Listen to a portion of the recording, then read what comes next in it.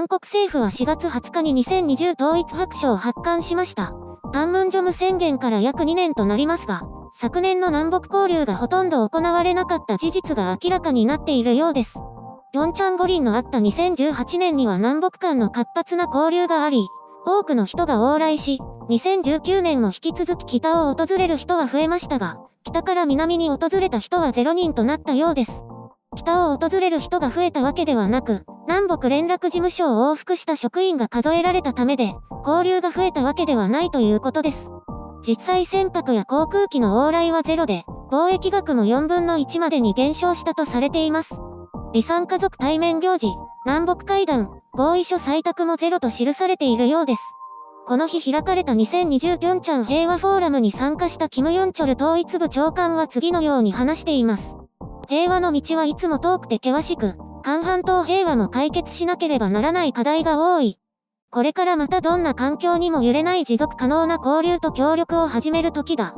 難しい時互いに助けて、障害物を共に越えるならば平和の道もそれだけ近づくだろう。この中で南北鉄道事業にも触れ、統一部は4月27日のパンムンジョム宣言2周年を契機にトンヘ北部線の推進式典を行うなどして鉄道連結の履行意思を固めたとしています。このトンヘ北部線延長というのはカンヌンから国境付近のチェジンを結ぶ 110.9km の区間で、韓国国内の工事ということです。この事業が南北交流協力事業と認定されれば、予備妥当性調査が免除されて早期に着工が可能だということです。単線での延長ということで、着工されれば完成までにそう長い時間はかからないとされています。また、新型コロナウイルス自体の影響で南北交流が途絶えていたとして、北朝鮮で不足していると思われる医療機器と医薬品の支援を行うと明らかにしています。与党が選挙で圧勝したことから、韓国政府が関係改善を推進することで、交流が再開されることに期待しているようです。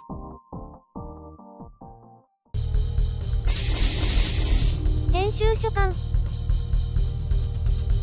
ベトナムハノイでの米朝会談以降、すっかり冷え込んだ米朝関係及び南北関係ですが、韓国政府は再び希望を持って動き始めるということですね。世界が新型コロナウイルスによって混乱を招く中、必死にミサイルを撃って存在感をアピールしている北朝鮮ですが、米国も正直片手間な相手しかできないようです。事態が混乱しすぎていて、米国大統領選挙の争点から北朝鮮自体が外れてしまいそうですね。むしろ韓国としては米国の関心が薄れているなら米国を無視して南北の交流は進められるのではないかという目論見もあるのでしょう。韓国としてはこの新型コロナウイルスの混乱に乗じて米国兵器の購入を延期しようとしています。米国の合意は必要ですが、実現すれば北朝鮮への脅威を削減したというアピールもできるかと思います。当初の話では、南北鉄道連結のうち、韓国国内の延伸に500億ウォン、約44億円以上がかかるとされています。これが南北連結ともなると2兆3000億ウォン、約2000億円とされていて、このお金をどうやって調達するかが問題となるわけです。これまでの南北関係を見ても未だに不安定であり、巨額を投じて連結しても、北朝鮮の気分一つで多くが吹き飛ぶわけですから危険をはらんでいます。ここのところ金正恩健康不安説が囁かれていて、最近心臓血管手術を受けたと報じられています。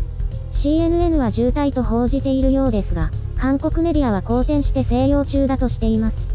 過度の肥満、喫煙、ストレスが原因だろうということですね。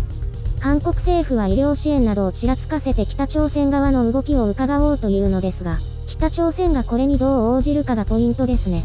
私はどうも北が応じるようには思えません。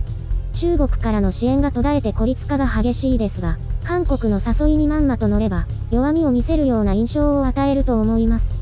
北朝鮮の医療物資は大幅に不足していると予測されます。脱北者が SCMP の取材で答えていたのですが、SARS の時は体温計しかなくて、検査キットもなくて時代遅れの機器しかなく、人が死んでも原因がわからない状態だったとか。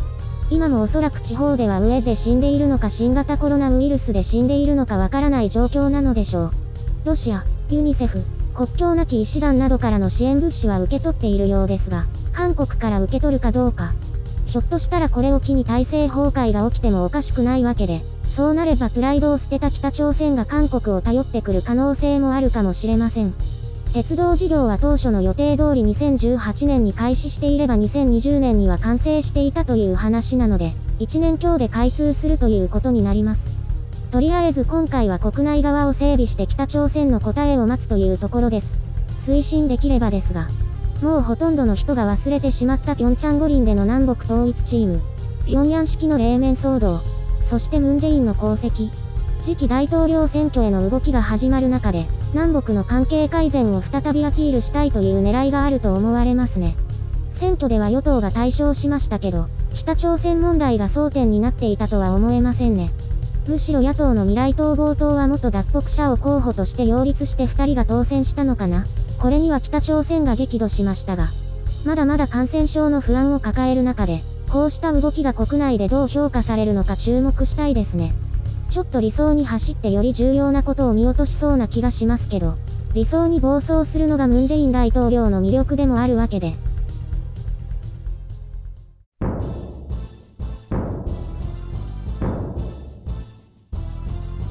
そういえば南北交流ってあったんですね。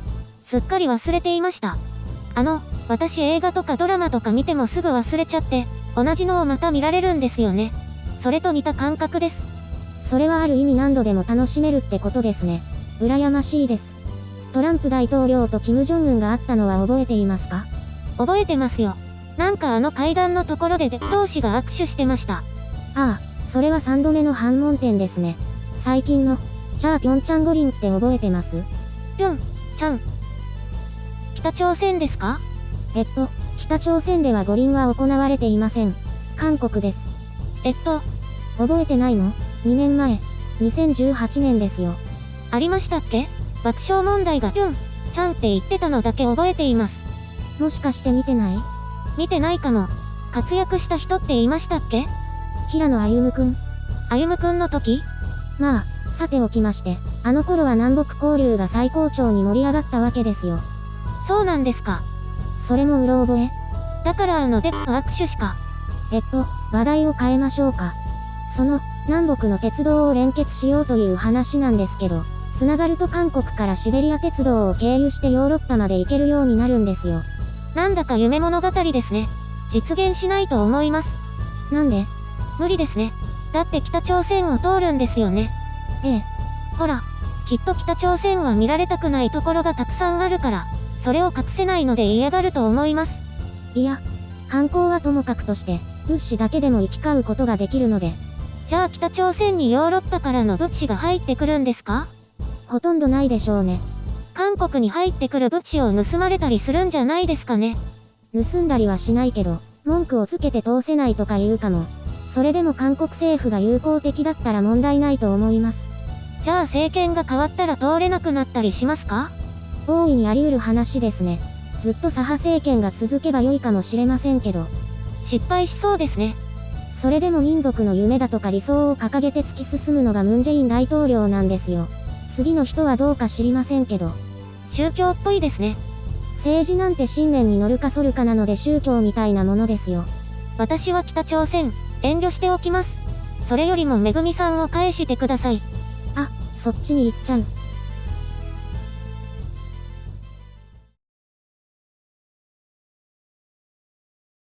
カフェゲーム。いや、カフェの経営はどうですか？あれならもう閉店しました。疲れました。まだ何日も経っていないのに。やっぱりスマートフォンゲームって賞味期限が短いんですね。で、今は何をしているんですか？冒険してます。あらそう、別のゲームね。そういえばゴールデンウィークが大連休になるようです。有給も使わなくて済むようで。先日の雇用調整助成金が出るからってことですね。あれは有給を使うとダメだから。そういうことなんですね。もうやることもあまりなくなってきたのでよかったです。助成金関連はわかりにくいので、どこかワンストップで色々できるような仕組みがあればいいんですけどね。ワンストップ？一箇所で色々まとめて相談や申請できたりする仕組みです。省庁をまたがるからこそ必要だと思いますね。人手が足りないんじゃ？臨時職員を雇えばいいのに、それで大連休は何をするんですか？コロナに怯えて暮らします。出かけられませんもんね。ゆるりんは？山ほど仕事があって、連休はなしです。寂しいね。そういう風に言わないで、寂しくなるから。